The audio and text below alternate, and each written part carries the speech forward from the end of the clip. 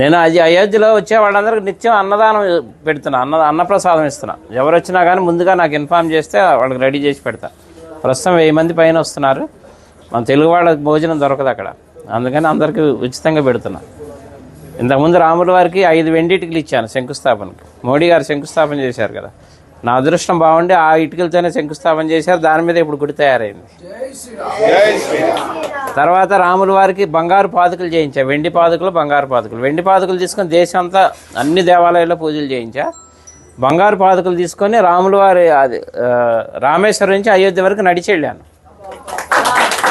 అది కూడా రాముల వారు నడిచిన దారిలో వెళ్ళా, డైరెక్ట్ వెళ్ళిపోకుండా వెళ్ళి ఇప్పుడు అక్కడే స్థిరనివాసం ఉంటున్నాను. తర్వాత ఇప్పుడు ధనుసు చేయించా 14 కిలోలు. రాముల వారి వనవాసం 14 సంవత్సరాలు, అందుకని 14 కిలోలు చేసా. కిలో బంగారం, 13 కిలోలు వెండి. ఇది రాముల వారికి కోదండరాముడికి వచ్చే చేతిలో ఉంటుంది, ఫస్ట్ ఫ్లోర్లో వచ్చే రాముల వారి చేతిలో. ఇప్పుడు నా మిస్సెస్ అక్కడే ఉంది అయోధ్యలోనే, నిత్యం అన్నప్రసాదం ఆమె చూసుకుంటుంది అక్కడ.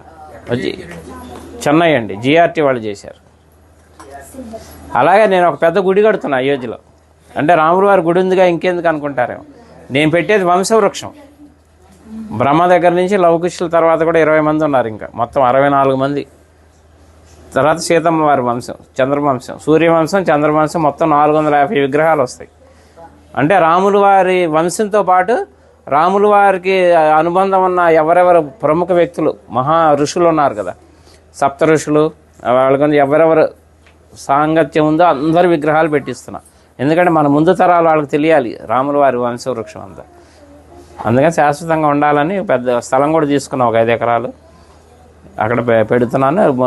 5 సంవత్సరాల ప్రాజెక్ట్ అది, రెడీ చేస్తున్నా. అలాగే ఇప్పుడు అయోధ్యలో అంటే మన తెలుగు వాళ్ళ తరఫున నేనేం పని చేసినా తెలుగు వాళ్ళ తరఫున చేస్తాను. అయోధ్యలో వాల్మీకి ఎయిర్పోర్టు, ఇక నేను వెళ్తూ వస్తూ పోతూ ఉంటాను కాబట్టి 2-3 సార్లు చూశాను, కానీ నాకు ఎందుకో లోటుగా అనిపించింది. అక్కడ ఒక విగ్రహం పెట్టిద్దామని గవర్నమెంట్ని అప్రోచ్ అయితే పర్మిషన్ ఇచ్చారు, సెంట్రల్ గవర్నమెంట్. 16 అడుగుల వాల్మీకి విగ్రహం పెడుతున్నాను. ఆ విగ్రహం కూడా రెడీ అయిపోతుంది ఇప్పుడు. అది కూడా ఎవరన్నా సహకరించినా కానీ తీసుకుంటున్నా. ఎందుకంటే భక్తి నాకు ఒక్కడికే కావాలని కాదు, పుణ్యం అందులో అందరినీ భాగస్వాములు చేయాలి, ఎందుకంటే దైవ కార్యం. అందుకని ఎవరన్నా చేస్తే వీళ్ళు ఉన్న వాళ్ళు చేయొచ్చు. అనుగ్రహం మొదలుపెట్టాను, వర్క్ జరుగుతుంది ఫాస్ట్గానే. మార్చి ఏప్రిల్లో విగ్రహ ప్రతిష్టాపన అయోధ్యలో. అట్లా అన్ని కార్యక్రమాలు మీరు ఎవరు ఎప్పుడు వచ్చినా కానీ నాకు చక్కగా నాకు ఫోన్ చేస్తే ముందుగా అన్ని ఏర్పాట్లు చేస్తారు. రూములు కావాలన్నా అక్కడ 48 రూములు కూడా కట్టబోతున్నాను. వచ్చేవాళ్ళు ఇప్పుడు ఉన్నాయి, ప్రస్తుతానికి 4-5 ఆశ్రమాలు తీసుకున్నాను, మన హ్యాండ్ ఓవర్లో ఉన్నాయి. ఎవరు వచ్చినా అకామిడేషన్ అది ఏర్పాటు చేస్తారు అయోధ్యలో. నా నంబర్ కూడా నోట్ చేసుకోండి, 9550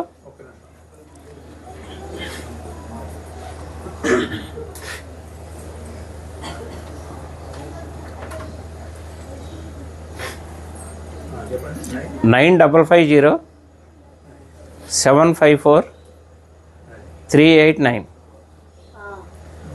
చల్లా శ్రీనివాస్ శాస్త్రి అయోధ్య అని పెట్టుకోండి. ఇంకా నేను ఉండబోయేది అక్కడే, హైదరాబాదే మాది కానీ మణికొండ, కానీ ప్రస్తుతం ఇంకా షిఫ్ట్ అయిపోయినాం అక్కడే ఉండి వచ్చే భక్తులకి సహాయం చేద్దామని అక్కడే ఉంటున్నాయి. ఇంకా రామ భక్తులకి సేవ చేసుకునే భాగ్యం ఇప్పించాడు రాముల వారు నాకు.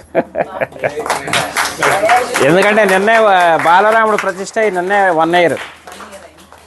అందుకే మా ఆవిడ అక్కడ ప్రసాదాలు తయారు చేసి మాకు అవకాశం ఇచ్చారు. ఇప్పుడు 6 రోజులు మొత్తం లోపల ప్రసాదాలు పంచే అవకాశం కూడా ఇచ్చారు. నిన్న మొదలైంది కార్యక్రమం, అందరికీ వినియోగిస్తున్నాం.